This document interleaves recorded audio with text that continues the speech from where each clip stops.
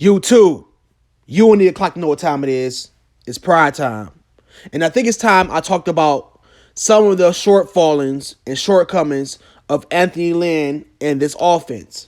Now, it's easy right now to chuck up all the Lions' losses due to the fact that we are in a rebuild.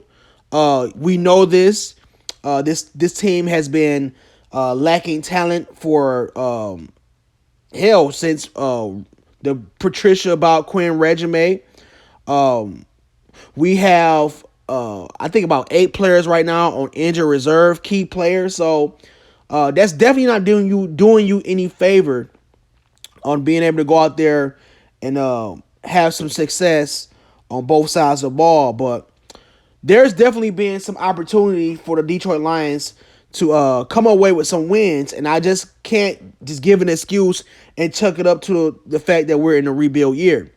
The fact of the matter is, the offensive game planning, especially when it comes to running the ball, has been nothing short of just mind-boggling. Anthony Lynn, what the hell are you doing? Some of the games this year, the Lions have found themselves in pretty sizable holes to come back from, and I get it.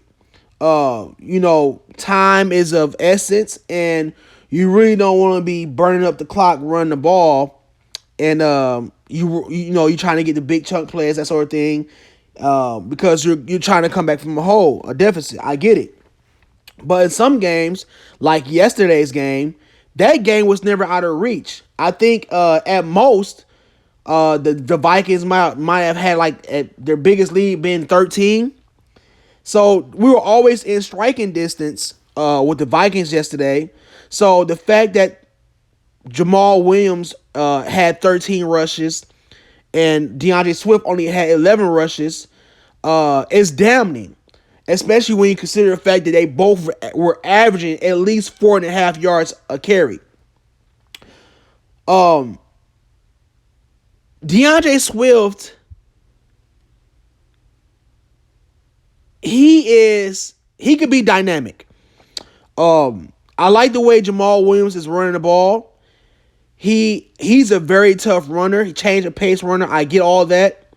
But DeAndre Swift just offers so much more to the game. It's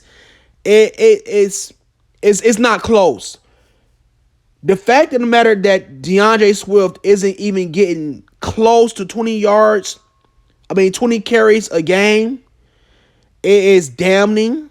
And I'm sure if you look at DeAndre Swift, you can see it in his face. DeAndre Swift ain't feeling this at all, and I'm right there with him. DeAndre Swift is hungry. DeAndre Swift is deserving of the opportunity to run that rock. DeAndre Swift had to sit behind Adrian Peterson last year. A Hall of Famer, true enough, but far behind his glory days. He had to sit through that last season, work his ass off through this offseason just to have Jamal Williams come in and take more carries from him. If you want DeAndre Swift to be a part of this franchise going forward in the future, you want him to be your featured back, which I believe he can be, you have to take care of him, man. Especially when he's eating.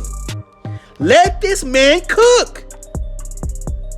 Did you see the drive he had to end that game yesterday? That has something to do with the pent-up frustration that he isn't getting the rock enough. Especially considering the fact that you have Jared Goff, who sucks. No reason Jared Goff should be throwing the ball more than 30 times a game. He's a turnover machine. Get this man the ball. Run Jamal Williams more if you have to.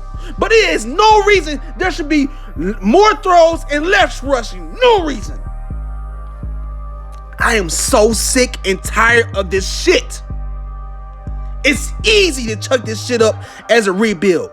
It's easy to talk about the void of talent we have on the team. But what about the talent we do have on the team? You're not using it. Let him cook.